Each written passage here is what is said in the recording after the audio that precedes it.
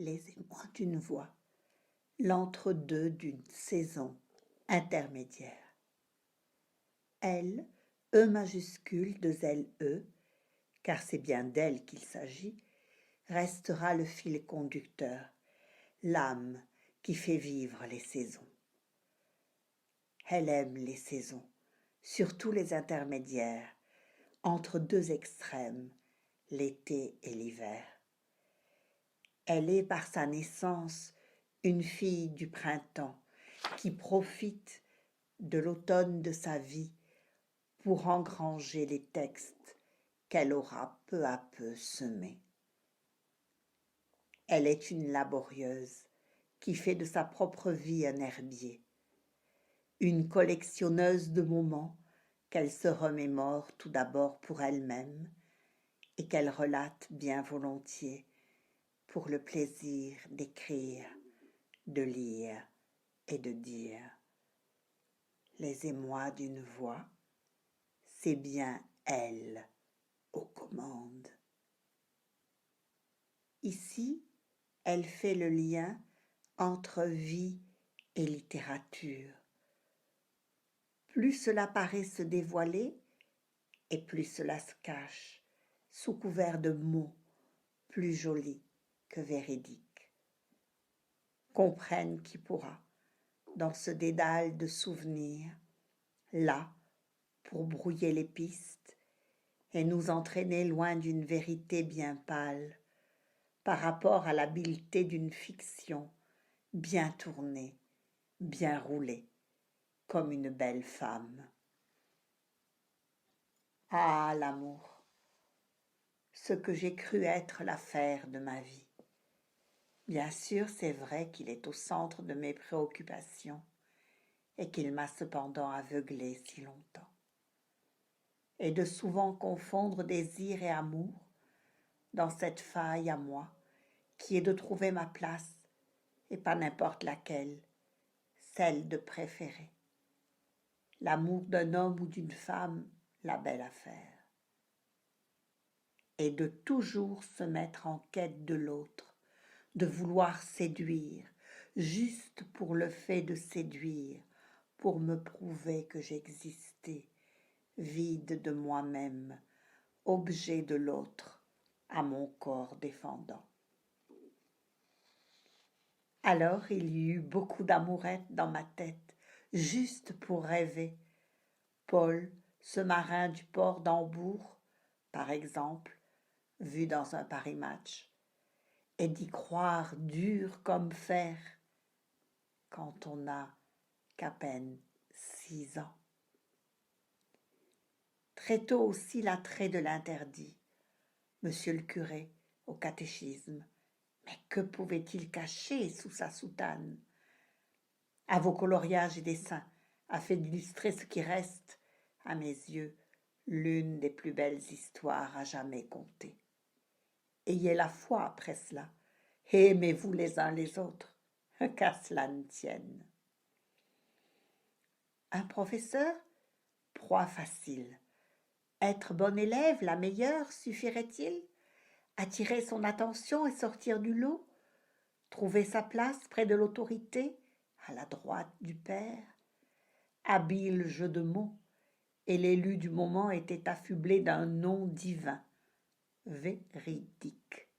Il était professeur de mathématiques, jeune et beau comme il se doit. Marc Lavoine à 30 ans. Comment ne pas l'aimer? La vie s'arrange pour nous jouer des tours pendables et dont nous dépendons. Un répétiteur d'anglais, Mike Brandt, enfin son sosie, gentil et si prévenant avec toutes les filles de la classe. Son nom, je m'en souviens encore, et de Mike Brandt, il avait aussi le prénom. J'avais 17 ans. Il y a maintenant... Non, décidément, quand on aime, on ne compte pas, c'est bien connu. Et ce jeune Patrice, pâtre grec aux boucles brunes, étudiant, lui, en architecture, qui ne m'a jamais remarqué. Et comme lui, beaucoup d'autres, beau à mes yeux, le seul et constant critère. Et tous ceux qui ne m'ont jamais vue, amoureuse de la beauté que j'étais et que je demeure. Quant à l'amour, le vrai, le consommé, le premier, il a des allures d'Oedipe, 26 ans de plus que moi, une dégaine de Bruno Kremer, matinée d'Éric Tabarly, un chirurgien, mon médecin. À 19 ans, l'on ne craint rien. Nom de code Dumont, Monsieur Ernest Dumont. Prénom horrible que je n'avais jamais prononcé. Je crois que je ne l'appelais pas, oralement, veux-je dire, parce que nous nous parlions beaucoup et intensément, avec des mots jetés à la hâte sur des lettres, et ce, presque quotidiennement. Si, pourtant cela me revient. Renaud. Il était mon Renaud. Et moi, son Anaïs. L'écriture, la littérature nous reliaient. Ainsi ai-je connu Anaïs Nin et Henri Miller, bien sûr. Il prétendait même que je lui ressemblais.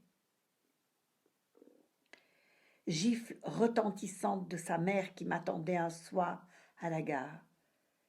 Rescapée d'Auschwitz, elle m'a montré son bras avec son matricule et m'a hurlé tout en me frappant au visage. Regarde bien. Après cela, je ne crains plus rien. Alors ce n'est pas une gamine qui va me faire peur. Ne cours plus après mon fils, tu m'entends? Sidéré. J'aurais dû lui répondre qu'il courait plus vite que moi, mais bon respect.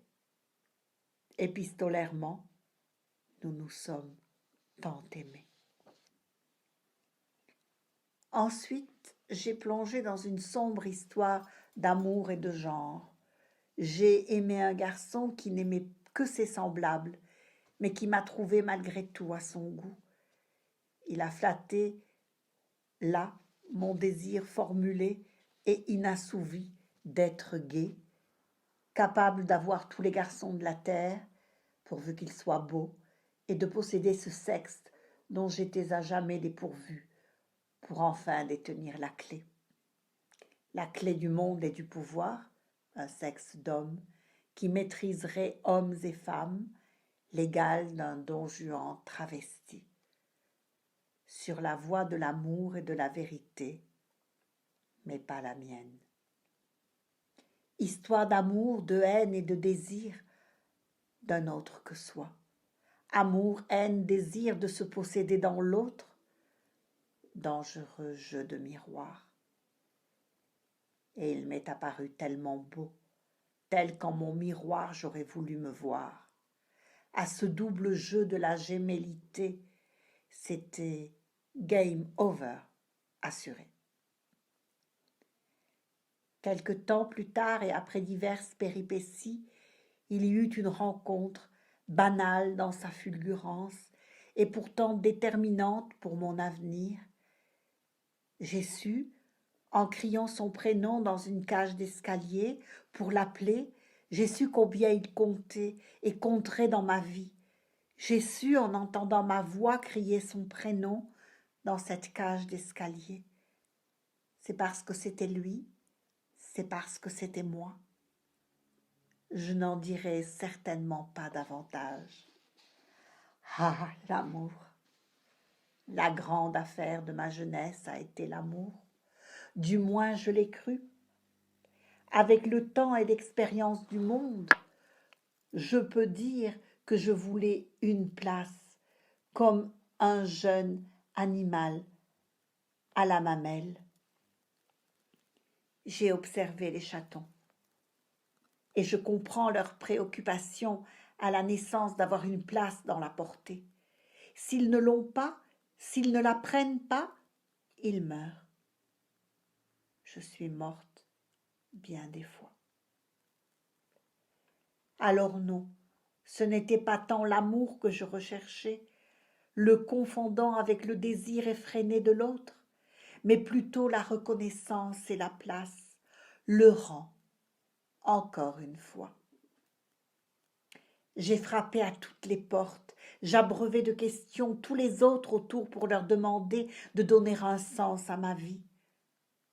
Seulement maintenant, je comprends que je et moi doivent s'allier, s'aimer pour exister et faire front au monde.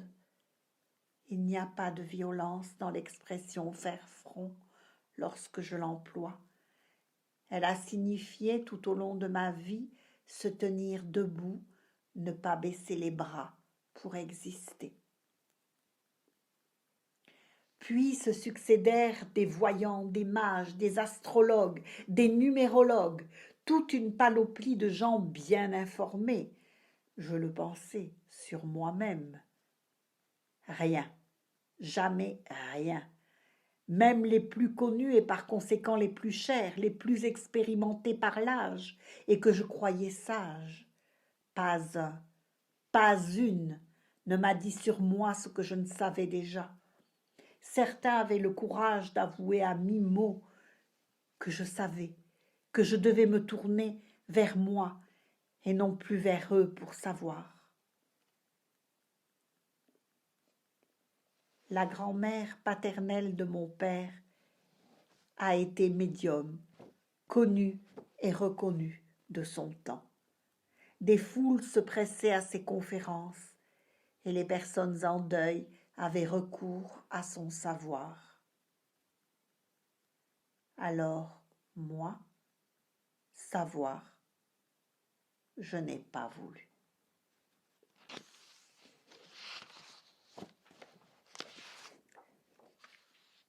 Je cherche désespérément un titre qui sonnerait juste avec le début de ma vie et la suite peut-être.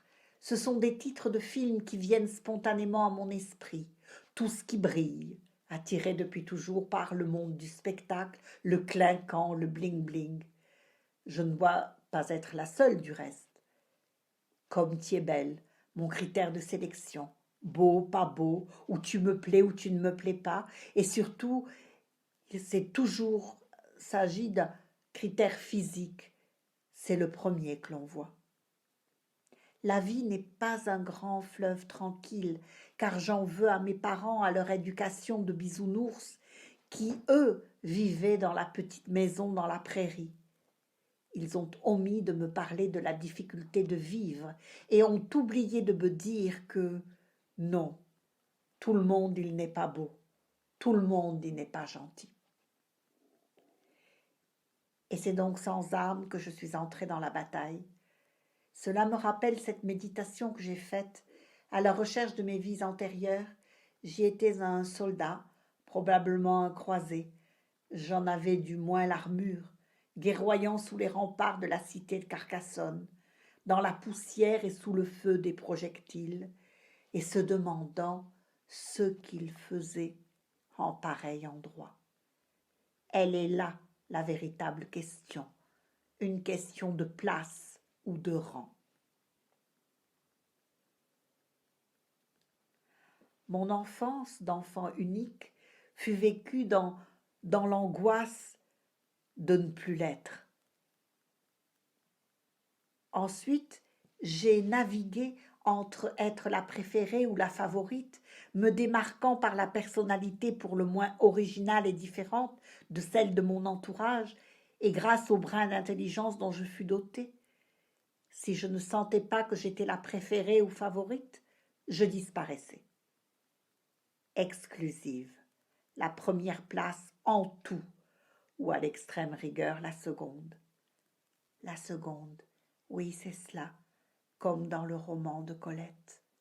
S'il le faut, il vaut mieux en effet avoir un second rôle que pas de rôle du tout, figurer au casting de la vie et peut-être avoir l'opportunité de s'y hisser au plus haut niveau. Peine perdue. Je n'ai jamais été une battante.